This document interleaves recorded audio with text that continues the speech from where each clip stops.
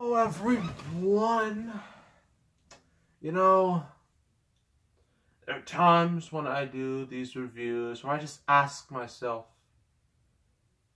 why do I do this? You know, because there's a lot of stuff I've reviewed over my time in YouTube that have been great, some of them very recently. But this one, no. It is truly one of the worst adaptations in history. Nothing compares. I think the only comparison is Last Airbender. That is Dr. Seuss's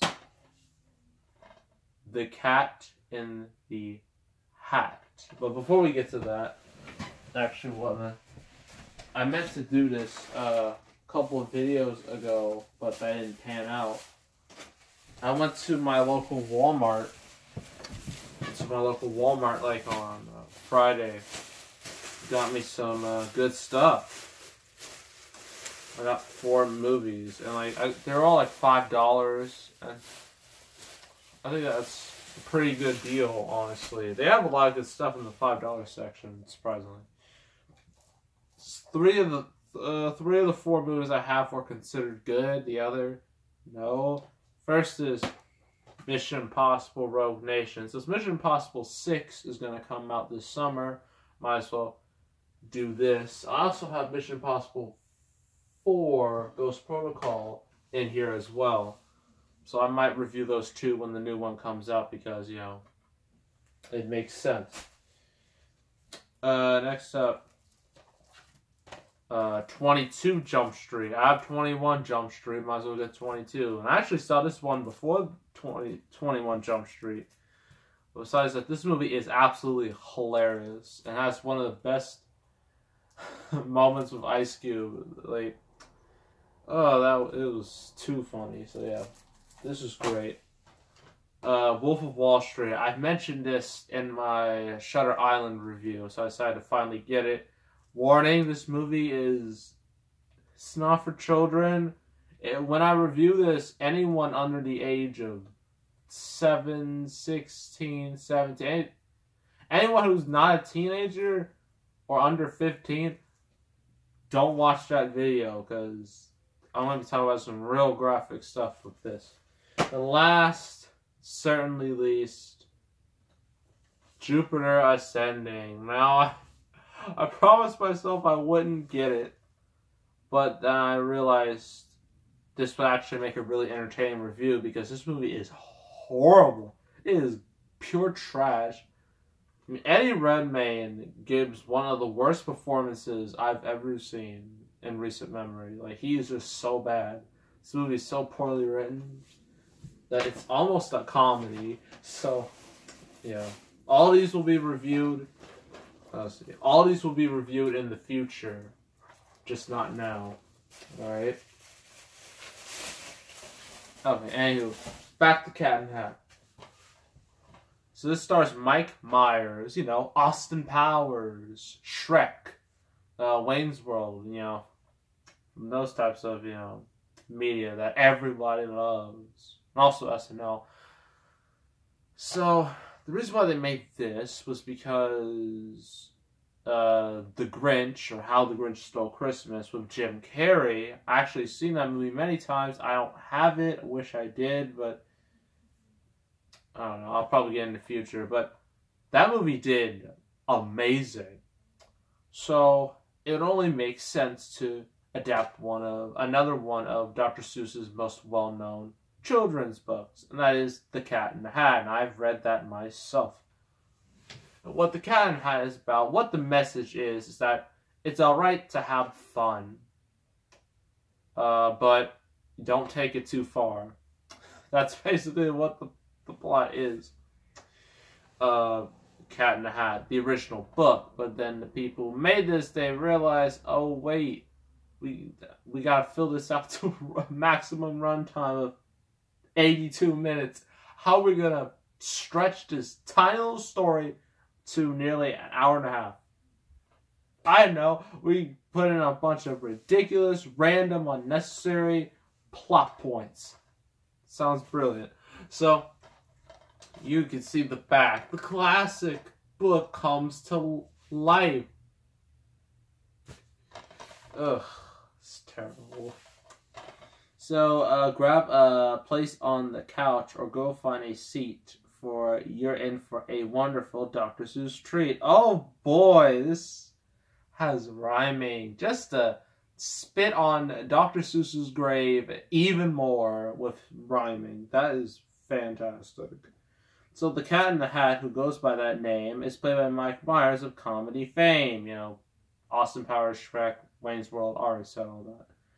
It starts with two kids on a cold, cold, wet day. Their mom is at work, and they have no games to play. Yeah, because this is before you got... Well, in Dr. Seuss land, you don't have PlayStation, Xbox, Nintendo. You don't have any of those. You don't even have smartphones or iPhones or Samsung. You don't got anything. I feel bad for these kids. So then in walks the fun in the form of a cat who pulls out the laughs from the brim of his hat.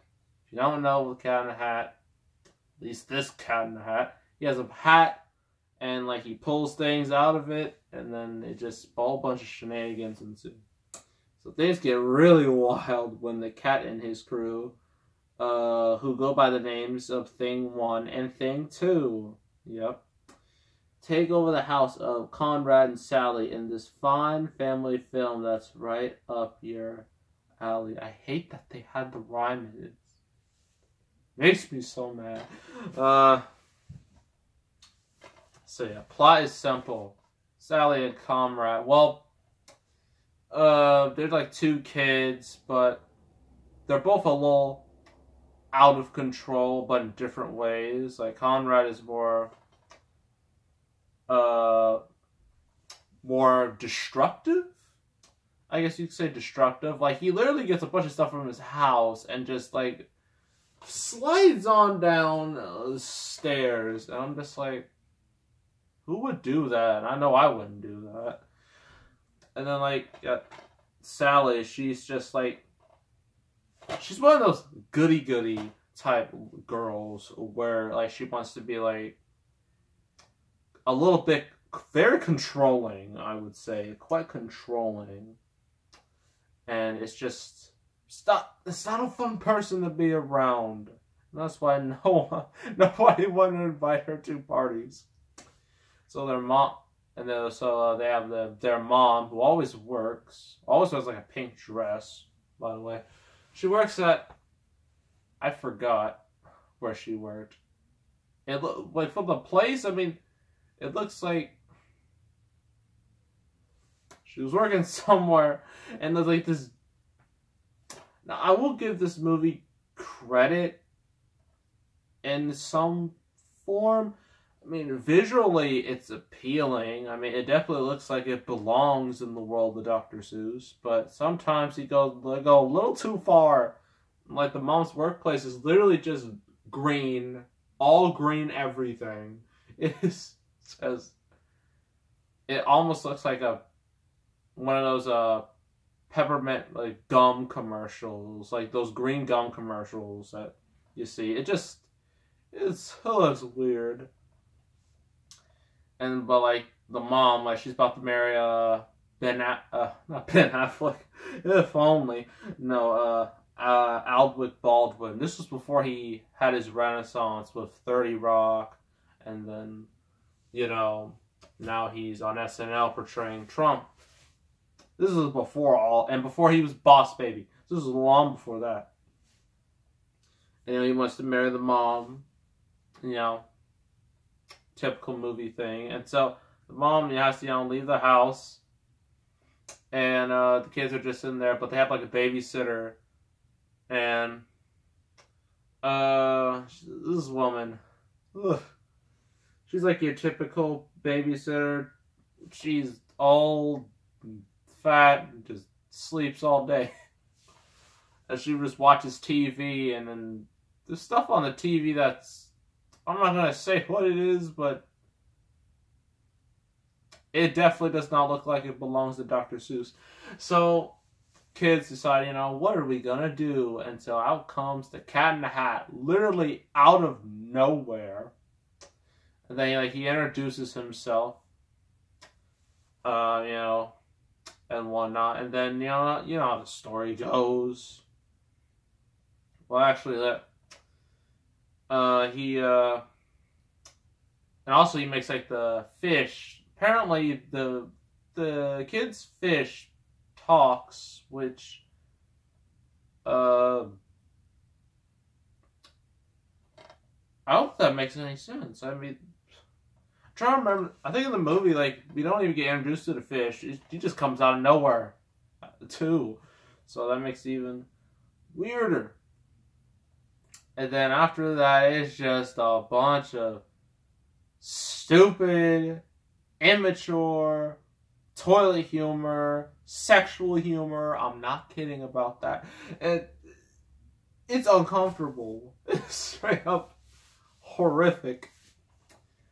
I mean, and they do all these gags, I guess, where in the story, first they bounce on the couch, and then they forgot what the cat was doing. The cat has this crate. Don't open that crate. If you open that crate, then that's not good. Because there are things in there you don't need to be seen. And he has thing 1, thing 2, and then I'm just going to explain some of these jokes because you don't need to watch this movie. You should never watch this movie under any circumstances. If you do, this is a full warning. Don't do it. You will regret it. One of the jokes is the cat is on, it looks like a cooking show with another cat, basically himself, and so he decides to, in the little hijinks, he accidentally chops off his tail, and then he's son of a beep, and I'm wow. Well, we're off. But this is a fun kids movie, isn't it? It gets even better with when the cat sees a picture of the kid's mom, and then he just goes goo-goo, he just apparently there's a picture, and at the bottom it just expands, and then he just all goo-goo eyes at her, and I'm just whoever wrote this, whoever thought this was a good idea, make sure they never write anything ever again. And then it's not even the worst part. So because the book was too short, they add things, especially with the dog. So the dog runs away, so the cat and the kids have to go get the dog, and then they've reached a kid's birthday party, and Sally is all sad that no one invited her. I'm just well, if you weren't so mean-spirited, maybe people would invite you to places. So the cat, well, he doesn't want anyone to, see that, the giant cat. So he disguises himself as a piano, and then he just gets hit by a bunch of sticks, but the kid is just this piano is not breaking. This no-selling all our hits. So this one kid just hits the cat right in the grapefruits. Just bam. And then for some reason, we just get the cat just has a little moment. And then he screams. And then the kid, Sally and Conrad are just here's candy. They just throw candy out there to distract them. And then the cat's literally about to knock the kid out with a baseball bat. But the kid's just no. And so they go on their merry way. And then I believe, actually, I don't know if it was before or after this, we get to the most infamous joke in the whole movie. The cat has a gardening tool, and he's trying to get the dog, but he scares the dog off. And so he stands there and says to the gardening tool. He's just like, dirty hoe. I've just, well, rewatching that, I just felt like a part of me just died. And then after that, he's just like, I'm sorry, baby, I love you. I'm like, great, you. How is this PG? How is this PG? I don't understand. It boggles the mind. I mean, if this can be PG, then you might as well make Hostel Part 2 PG. I mean, come on. Or South Park get a PG rating. I mean, this is ridiculous how it managed to get away with it. And so more stuff happens. Not much to really write home about. But then the crate opens. And then, like, just a bunch of chaos everywhere.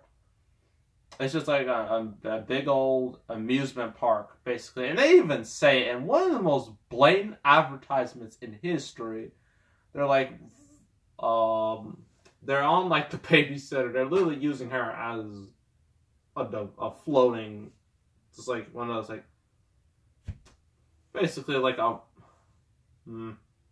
as a ride, pretty much. So they're flying down, and then Conrad's just like, this is like riding at an amusement park. And the cat's like, you mean at Universal Studios? Cha-ching. I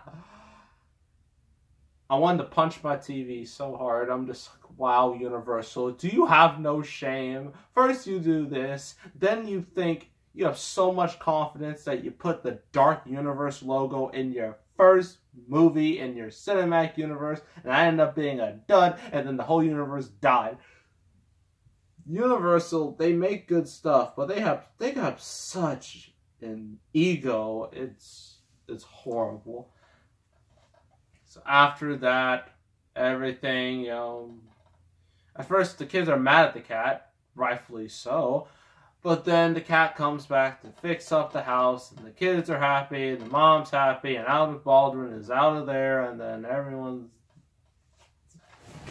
This movie is hot garbage. It disrespects Dr. Seuss every way possible. I mean, say what you want about The Grinch Stole Christmas, and that had problems too, but at least that was more faithful to the story, and besides, Jim Carrey is much better Grinch than Mike Myers as the cat. Because Jim Carrey is very animated in, like, his movements, you know, and he really, like, became one with the makeup and the costume, and then you could really believe him as the Grinch. Here, it's not the same. It just looks like he's kind of held back or restrained by this costume. And yeah, it's a bad decision, Mike. Actually, I heard Tim Allen was supposed to be the cat, and I don't know how that would have turned out. It probably would have been better or worse, not sure. Probably would have still been bad, but it's just, ugh. The kid actors, basically. Kid actors are Dakota Fanning and Spencer Breslin. Dakota Fanning, she's quite famous. You know, I believe it's her sister, Ellie Fanning. May have seen her in some things. She was in, Ellie Fanning was in Super 8. So, yeah, but the plot is so horrible and just... I don't understand why they thought it was a good idea to adapt Dr. Seuss books. I mean, they're just short children's stories made for children, for all around the world. Why do you need to transform that to an hour-and-a-half long movie? It boggles the mind, but they've done crazier things. They turned a 300-page book into a 9-hour trilogy, Hobbit. So, the jokes are not for kids. They somehow escaped with a PG rating. The story is just terrible. They made it...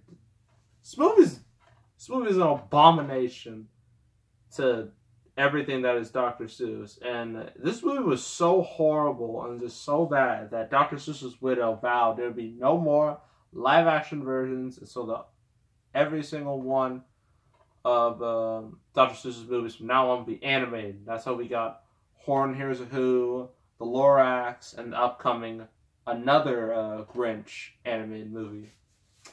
So, yeah. What do I give this movie? 1 out of 10. Absolutely horrible, garbage, abomination. It should be burned, and no one should ever talk about it ever again. Next review is, I guess you can say, I wouldn't call it a 300 ripoff. That would be a little too harsh, but it is inspired a lot by 300, and that is Immortals.